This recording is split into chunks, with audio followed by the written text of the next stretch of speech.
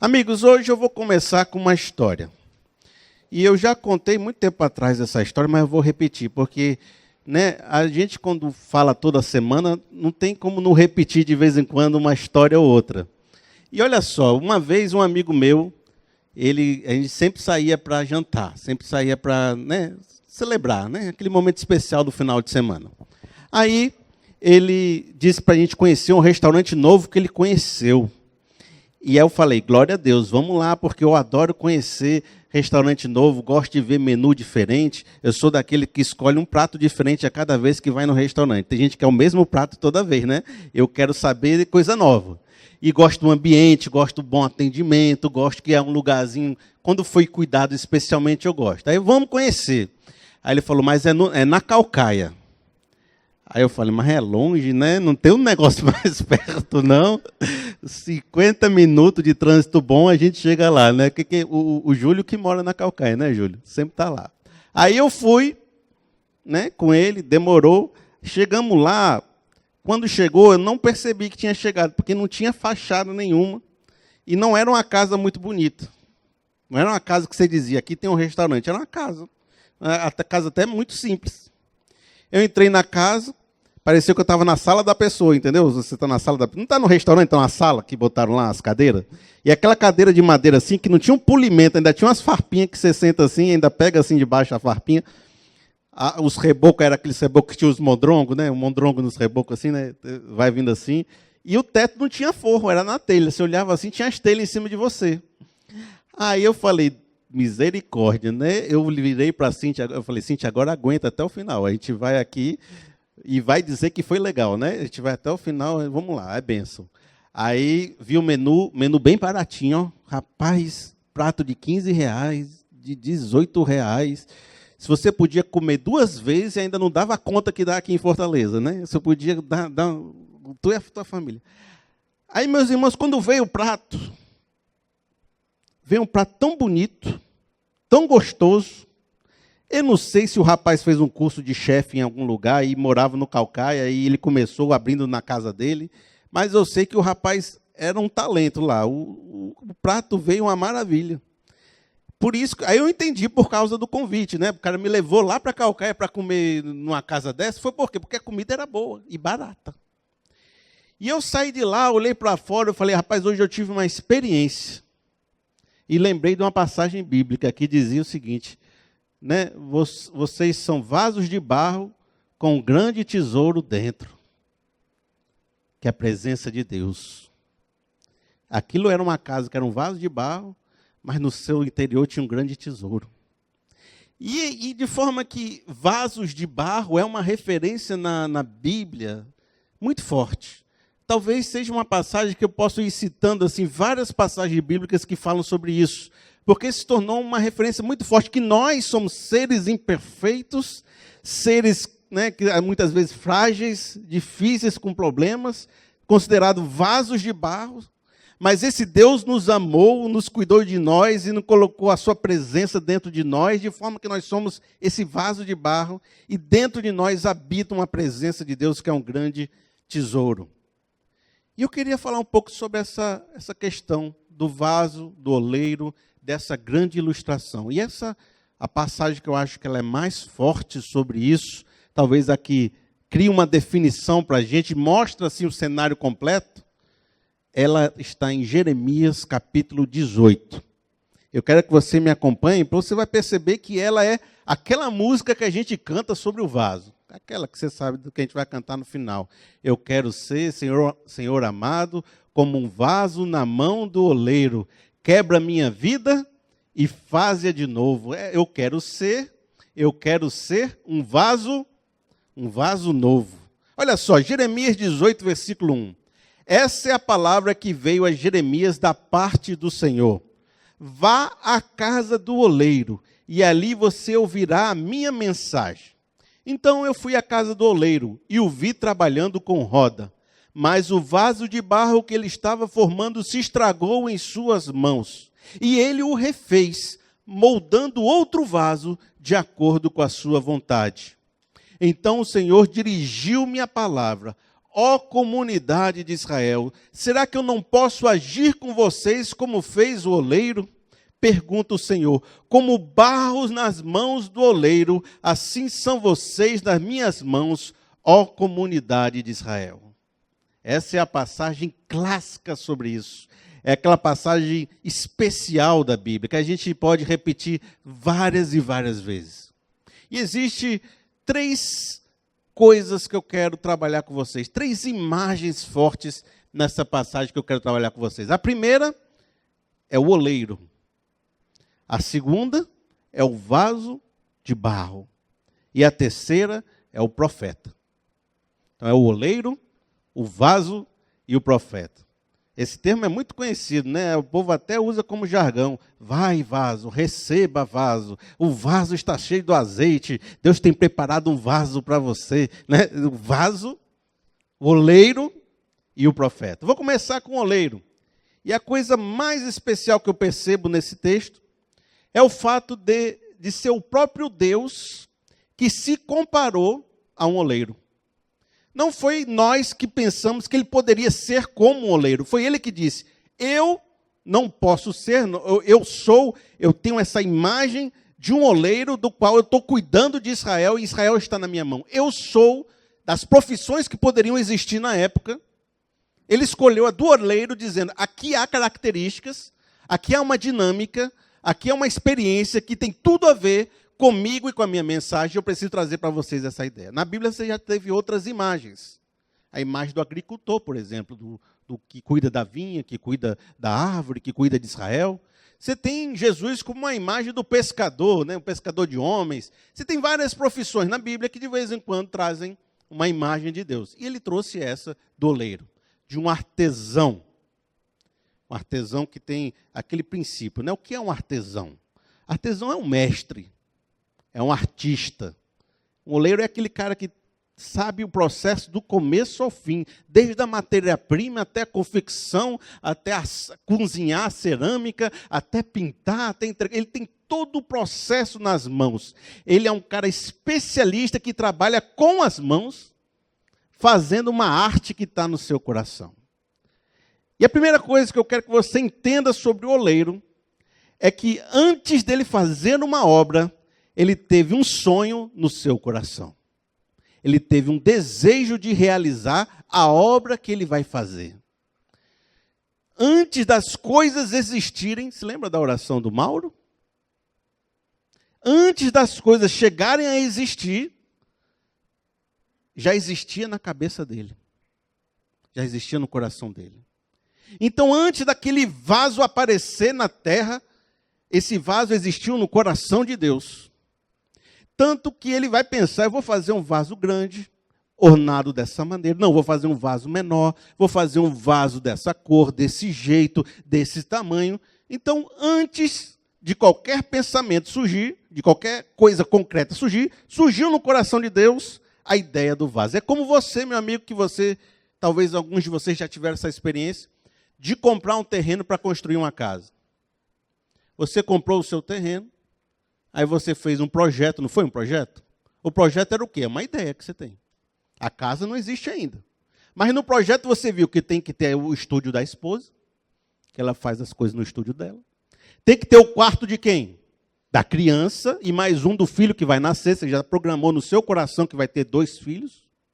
Você vê que tem a sala que vai ter o videogame e para assistir o futebol, a televisão 60, 4K. Você está sonhando. Ainda não tem, mas vai ter. Deus abençoe. E você está sonhando com aquele, né, com aquela cozinha maravilhosa americana, com aquele. Então você sonhou.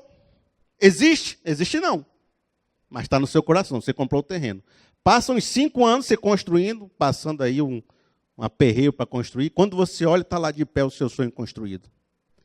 De forma que o oleiro já construiu as coisas no seu coração. E agora ele vai transformar em coisa concreta. A arte de forma concreta. Amigos, isso é muito relevante e é muito importante. Eu lembro, eu gosto de passagens assim. Se alguém já talvez tenha passado por essa passagem e não ter visto a importância dela. Eu lembro quando um anjo apareceu aos pais do Sansão. Ele chegou lá para Manoá, né? Acho que é Manoá o nome. E chegou lá também para a mulher dele e falou, olha, eu vou trazer um menino para vocês. O menino vai nascer nessa casa. E ele não pode cortar cabelo, ele não pode se embebedar com vinho, ele tem que ser um menino separado, porque ele vai libertar Israel. Vai começar a libertar Israel. E eles ficaram, rapaz, que coisa grande, coisa terrível, coisa maravilhosa. E recebemos aqui uma promessa de Deus.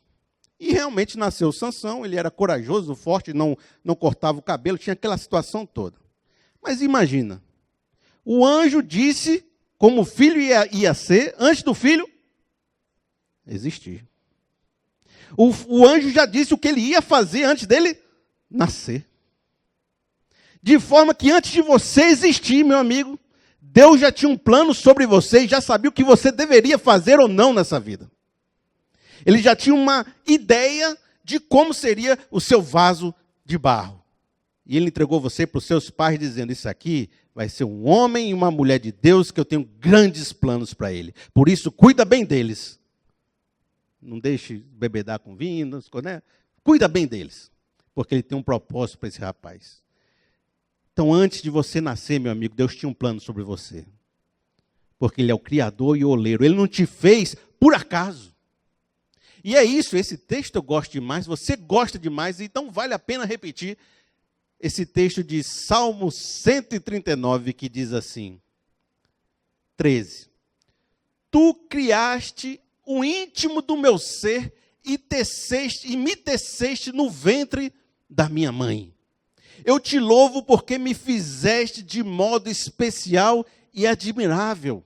Tuas obras são maravilhosas, disso tenho plena certeza. Meus ossos não estavam escondidos de ti, quando em secreto fui formado, entretecido como nas profundezas da terra. Os teus olhos viram meu embrião. Todos os dias determinados para mim foram escritos no teu livro, antes de qualquer deles existir. Já pensou que coisa maravilhosa isso? O salmista está dizendo isso, antes do vaso existir, o oleiro já sonhou com a sua vida, já tinha um projeto para a sua vida, e por que que isso é relevante? Essa semana eu soube da história de uma moça que queria se matar. Teve situações na vida, dificuldades na vida, mas estava já se sentindo que não valia nada, que não tinha valor, que era mais um dentre uma multidão, que se ela morresse ninguém ia sentir falta, que ela não tinha razão de existir, que ela não valia nada. Amigo, você só existe porque Deus sonhou com você. Você só existe porque Deus tinha um projeto quando te fez, e Ele fez você de modo maravilhoso.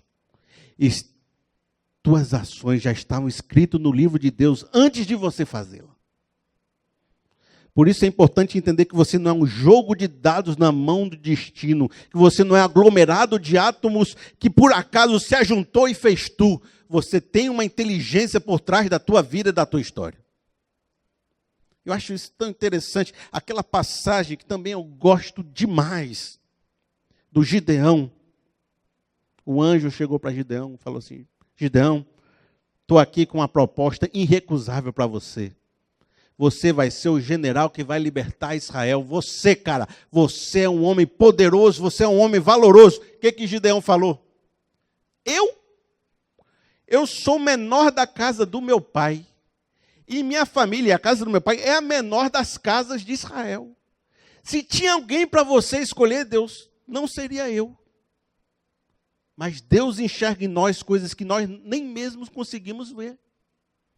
Enquanto você acha que você é um vaso de barro sem valor, Deus vê um grande tesouro para fazer na sua vida. Por isso, enquanto você estiver se achando sem valor, meu amigo, saiba que Deus vê muito mais coisas em você, porque Ele era o seu Criador, e Ele já fez você pensando em coisas maravilhosas, e você diz, eu sou o menor da casa do meu pai, e Deus diz, vai poderoso guerreiro, porque eu fiz você com grandes planos. Deus é um Criador, oleiro. Ele tem um projeto quando Ele faz o barro. Segunda imagem que você vai ver nesse texto, diz assim, ó, Deus é um artesão que dedica atenção em cada peça que faz. Tanto ele é o criador, quanto ele passa tempo modificando e fazendo a peça que faz. Porque é da natureza do artesão, e preste atenção nisso que é especial, ser contrário da industrialização, não é isso? A gente aprendeu no colégio, né?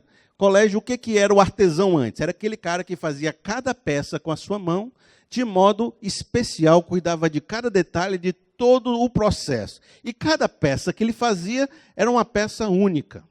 Aí veio a industrialização que foi, padronizou tudo, fez tudo igual, e cada pessoa cuidava do cadastro, outro cuidava da sola, outro cuidava do tecido, outro cuidava da costura, e aí ficava aquela linha de produção, ninguém tinha mais domínio sobre nada, ninguém tinha mais controle sobre nada, e se fez coisas, né, em sequência. Perdeu-se o valor e ficou mais barato. O artesão não.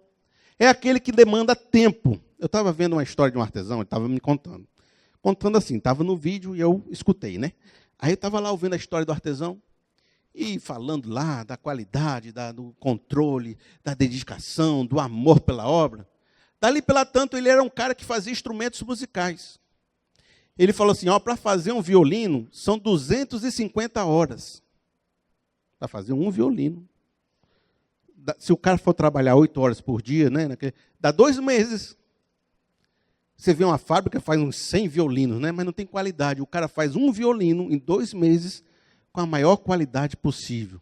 Por isso, Deus é um Deus que tem paciência. Como artesão e como oleiro, ele é longânimo. Ele é paciente sobre a sua vida.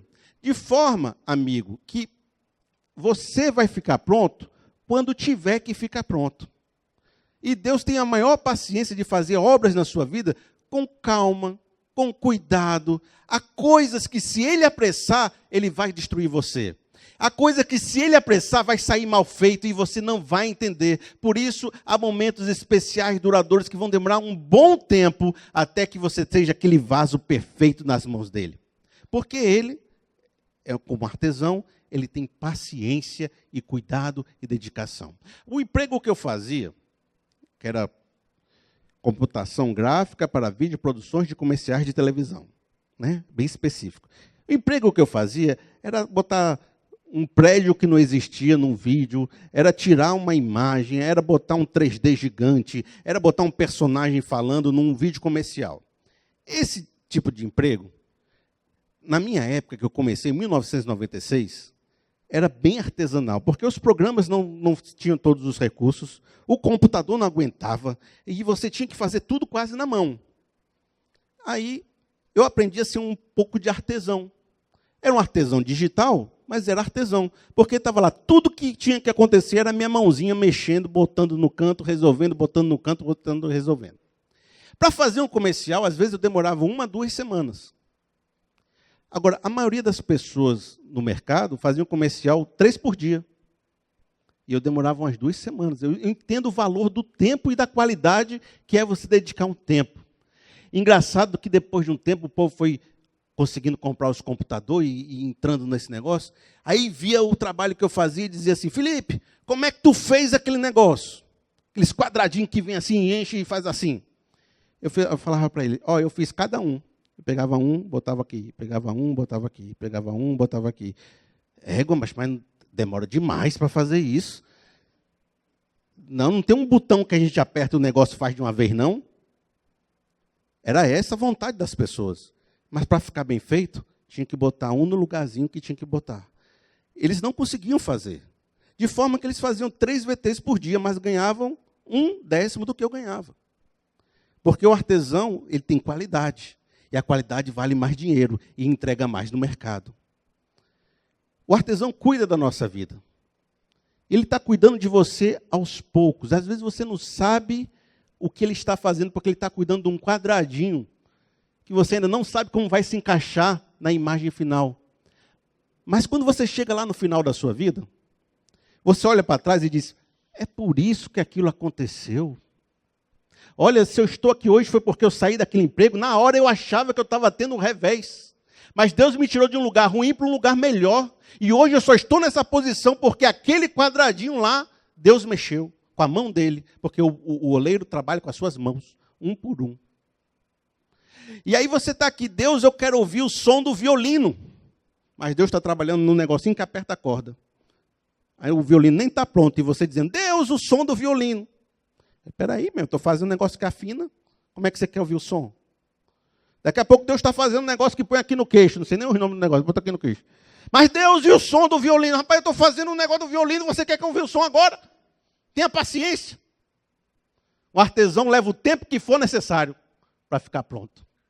Você é um vaso que está sendo construído e vai levar o tempo que for necessário para ficar pronto.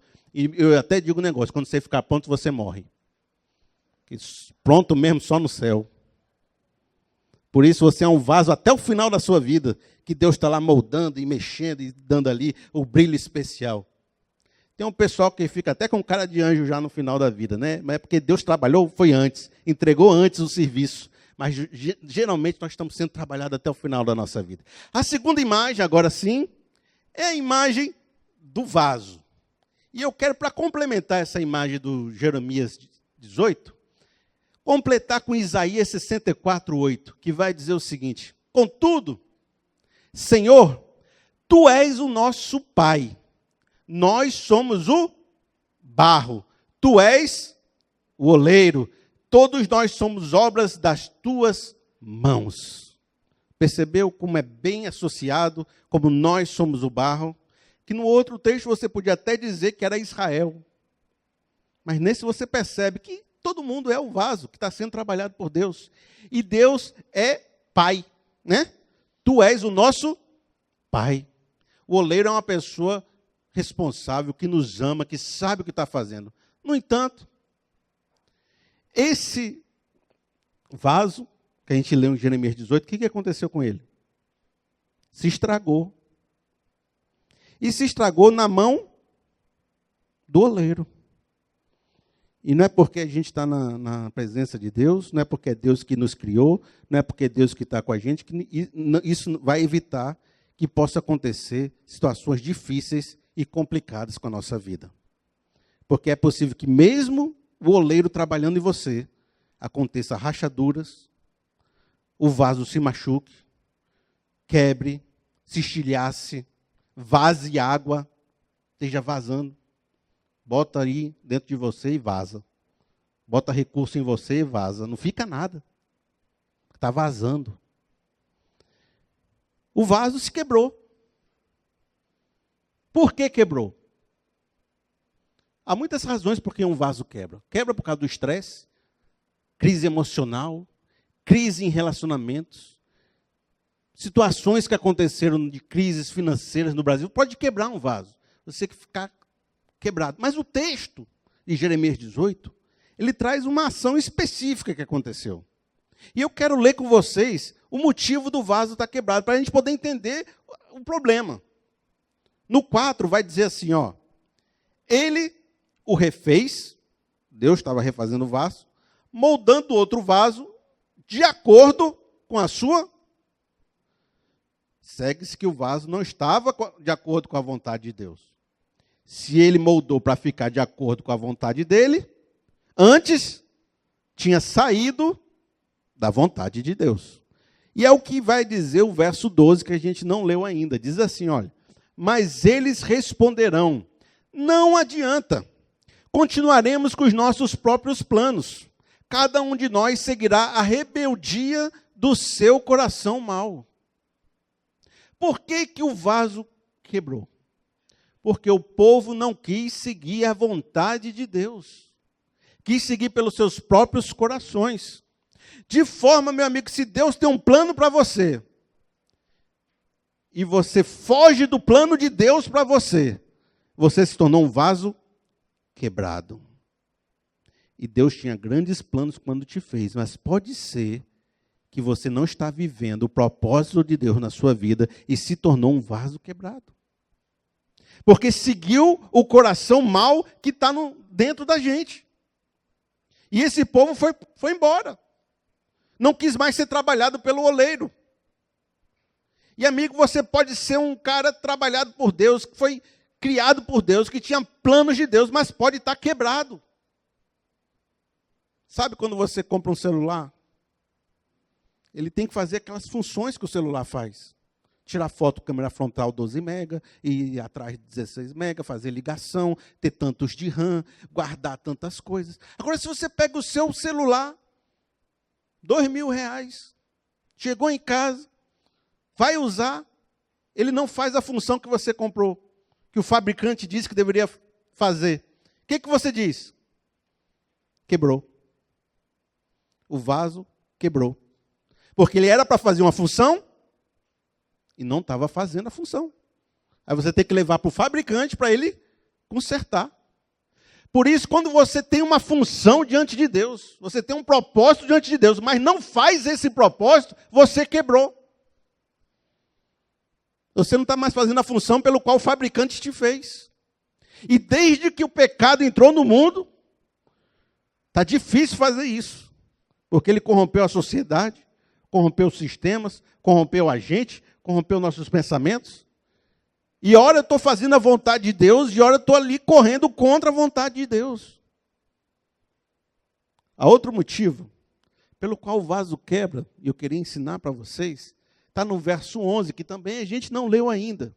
E diz assim: agora, portanto, diga ao povo de Judá e aos habitantes de Jerusalém, assim diz o Senhor, estou preparando... Eita, aqui é profeta, certo? Antigo Testamento, você segura aí. Estou preparando uma desgraça e fazendo um plano contra vocês. Por isso, converta-se cada um do seu mau procedimento e corrija a sua conduta e as suas ações.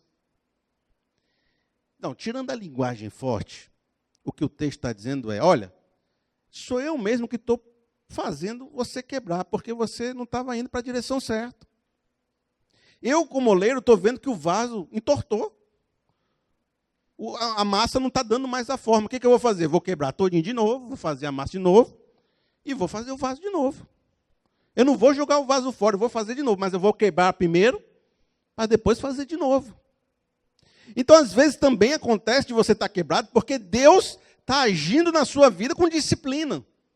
Porque Deus corrige a quem ama, a quem tem como filho. E a disciplina, inicialmente, parece uma coisa ruim, mas depois gera frutos. Hebreus. Então a disciplina parece algo ruim. Às vezes Deus nos quebra. Sabe por quê? Porque se não quebrar, você fica ruim até o fim da vida. Tem gente que segura a situação ruim por 10 anos. Enquanto não quebra, fica ruim 10 anos. Mas se quebrasse, podia restaurar em 2. Mas como não quebrou, fica 10 anos sendo ruim. Às vezes é preciso quebrar para você reavaliar a sua vida. Estava lá o rapaz, cheio de vício. Não é história real, não. Aconteceu no meu trabalho. Rapaz, cheio de vício, bebia, que era um negócio. Chegava atrasado no trabalho, traía a esposa, dava trabalho para todo mundo, o cidadão. Mas ele conseguia, de vez em quando, entregar um trabalho. O que o pessoal fazia? Mas ele entregou o trabalho, né? Então deixa ele. Aí ele dava uma mancada, dava 2 mancadas, aí depois acertava a terceira, mas ele acertou essa terceira, né? Deixa ele. Aí ele dava uma mancada com a esposa jogava para fora de casa, uma semana depois perdoava. Aí ele voltava para dentro de casa. Vai ficando nessa bagunça 10 anos, meu amigo. 10 anos, vindo, caindo, se lascando, chegando bêbado no trabalho, fazendo uma complicação, fazendo outra, dando golpe na praça, pegando dinheiro e não devolvendo, e a pessoa consegue ir enrolando a vida. Mas no dia que essa pessoa quebrar, pegar um câncer, no dia que a mulher deixar, no dia que ninguém mais aceitar trabalhar com esse cidadão, ele vai chegar tão no fundo do poço que o único olhar que ele vai ter é olhar para cima. Ele vai dizer, agora que acabou todas as minhas possibilidades, eu posso refazer os meus conceitos, eu posso olhar para o fundo da minha alma e dizer, eu não estava vivendo bem, e aquilo que eu achei que dava certo não dá mais. Mas enquanto ele não quebrasse, ele ia levando 20 anos daquela situação. Às vezes, não é sempre, Deus usa uma situação para nos trazer de volta para o rumo. Porque Ele te ama, não é porque Ele te odeia, não. Porque a disciplina parece ruim no começo. Mas depois você vai ver que há frutos sendo gerados em relação a isso. Por isso, há situações difíceis que nos levam a ser um vaso quebrado. E essas situações são o princípio da transformação. Por isso que existe a terceira imagem no texto. Existe a imagem do oleiro, do Criador. Existe a imagem do barro, que se quebrou. E existe a imagem do profeta, que foi chamado para ver a situação e chamado a profetizar. Jeremias 18:8 diz assim: e se essa nação que eu adverti, lembra que ele advertiu que estava fazendo um plano? Converter-se de sua perversidade, então eu me arrependerei e não trarei sobre ela a desgraça que eu tinha planejado. Qual é o papel do profeta? Não deixar você chegar no fundo do poço. O papel do profeta é te alertar antes que você chegue lá. É dizer, meu amigo, hoje é tempo de se arrepender. Hoje é tempo de você mudar sua condição, porque senão você vai se quebrar todinho lá na frente para depois ter que fazer a mesma coisa e voltar. Por que que você não muda a sua circunstância hoje? Por que que você não se arrepende? Porque senão, se você se arrepender, as coisas ruins que estavam aí para acontecer, as disciplinas não vão acontecer, meu amigo. Por isso, mude o seu coração hoje. Isso também nos traz uma alegria, sabe por quê? Porque diz, se você veio com um vaso quebrado, machucado, está vazando água, há esperança para você. E o sentimento de Deus não é te ver quebrado, é te restaurar. Por isso ele manda o profeta para dizer, profeta vai lá e diz para ele que há uma solução para a vida dele. Profeta vai lá e diz para aquela vida que você não precisa ficar do jeito que você está. Eu posso fazer como o oleiro fez com barro e restaurar Israel. E você é um filho de Israel também. Amigo, você não precisa ficar do jeito que você está. Deus pode fazer uma grande mudança em sua vida. O papel do profeta é dizer isso. Aí você me diz, mas Deus não é Deus? Deus não é o oleiro? Por que que Deus não muda? Para que precisa do profeta? Não está lá com a mão na massa? Por que que ele não faz? E aí, acontece que a Bíblia, ela sempre mostra que há uma participação do homem nesse processo. A gente podia chegar e dizer que a soberania de Deus resolve tudo. Se Deus quiser, Ele faz tudo. E às vezes é. Mas sempre ela diz, se arrependam, mude a sua condição, permita que o Espírito Santo de Deus haja na sua vida, mude a situação da tua história. Então eu entendo que Deus é Deus, mas Ele convoca o homem a participar do processo. Por isso, você já tentou ajudar uma pessoa que não quer ser ajudada? A mesma coisa é Deus. Ele quer ajudar você. O problema não está com Deus querer te ajudar, está em você aceitar ser ajudado. Você quer ser transformado? Você quer mudar seu coração? Eu já contei isso, mas é muito legal. Eu tenho um gato lá em casa. Às vezes ele sai lá para fora, aí fica miando. Miando para a gente abrir a porta para ele entrar. Miau, miau. E a gente deitado já. A misericórdia se levantar para abrir a porta para o gato. Miau, miau. Então eu vou lá. Aí você se levanta. Aí você abre a porta, aí o gato te olha. Ele não entra. Assim. Você não queria entrar? Ele fica te olhando. Aí você fecha a porta. Ele, miau. Aí você abre. Entra, macho. Tem crente que é assim. Ele mia para Deus fazer uma obra, mas quando ele abre a porta, você não vai. Porque você só vai ser transformado se você quiser ser transformado, se você entrar nessa porta. Então pare de miar e entre na porta que Deus abre. Entendeu? Porque Deus às vezes abre a porta e você não entra.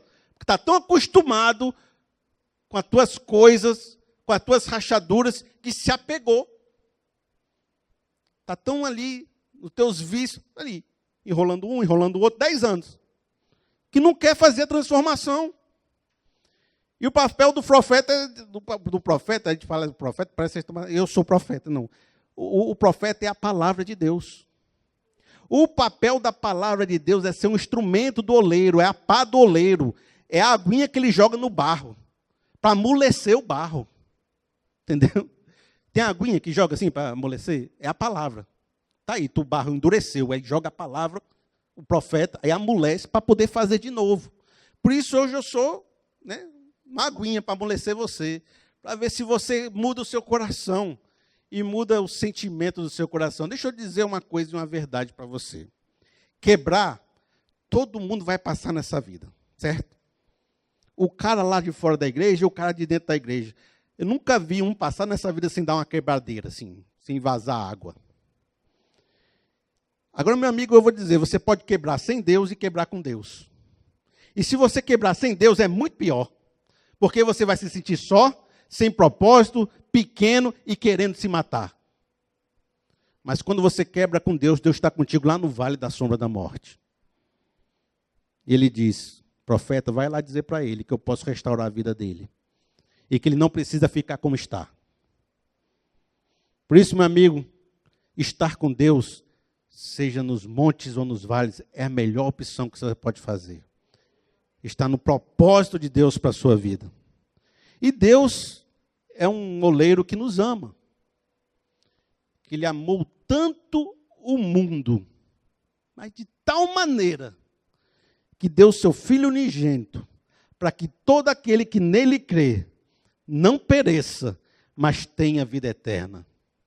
Deus não é um Deus que faz a obra sisudo, raivoso e com raiva de você. Ele te ama. Porque quando a gente cuida de um jardim, a gente ama que só esse jardim. Não é não? Você plantar uma árvore, você vai todo dia ver como é que a árvore está. Porque você se apega. Deus, Ele se apegou a gente. Ele amou a gente. E disse, rapaz, eu amei tanto que eu dou minha vida por eles. Por isso, seja esse vaso na mão do oleiro.